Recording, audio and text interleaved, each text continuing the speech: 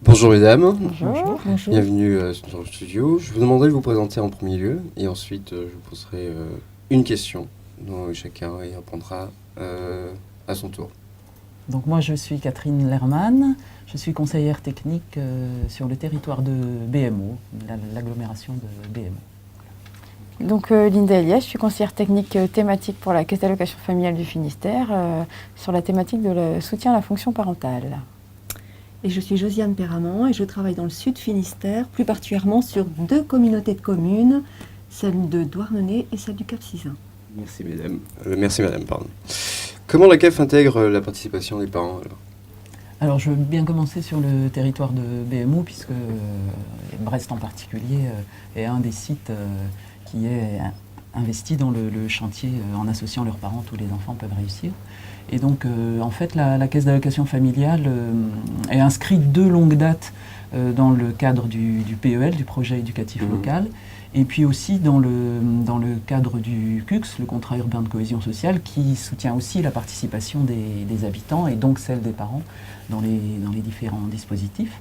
Et ça nous permet, sur le territoire de Brest en particulier, d'être auprès des sites qui participent à ce chantier, c'est-à-dire les 3 sites brestois qui sont investis sur toute la durée du chantier, de les accompagner, de les soutenir dans la façon d'intégrer les parents à leur action et de réfléchir à comment mieux associer les parents, au-delà aussi sur l'ensemble de la ville et dans les structures de la ville.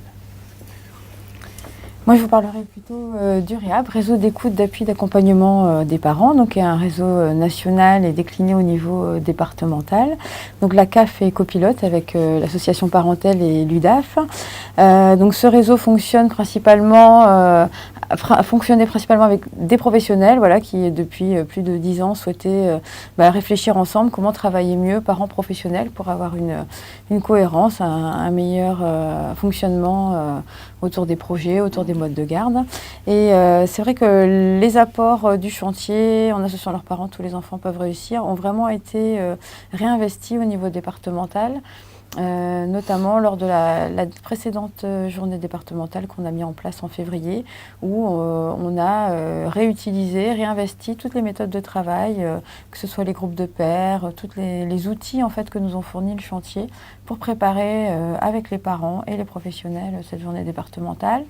Ce que je voulais rajouter, c'est qu'il y a une vraie demande de la part des structures qui sur le département, ne sont pas investies dans ce chantier pour s'approprier toutes ces nouvelles, ces méthodes qui peuvent paraître nouvelles pour certains.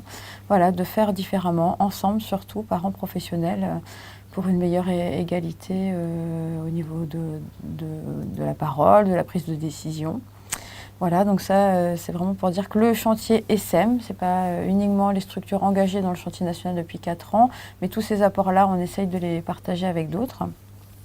Et puis peut-être conclure sur le fait qu'au niveau départemental, on va avoir une nouvelle gouvernance avec la création du comité départemental de soutien aux familles, voilà, qui sera piloté par le préfet, mais mise en animation notamment par la Caisse d'allocation familiale. Et on aura à cœur de faire participer les parents au sein aussi de ces instances qui sont plus des instances politiques et décisionnaires. Voilà. Merci.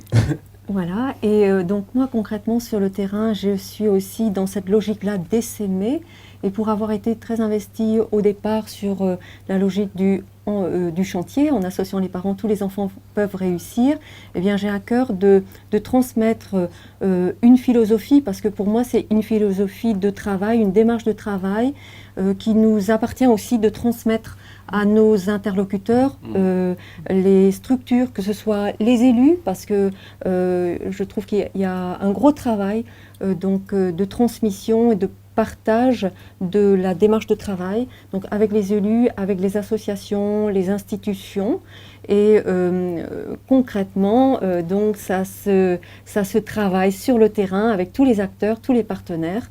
Voilà, notamment à travers le chantier REAP aussi, puisque sur le Sud Finistère, sur le territoire ouest cornouaille, on a la volonté de faire un atelier territorial REAP avec au cœur de la démarche les parents, partir des parents, leur faire une place, donc les associer pleinement.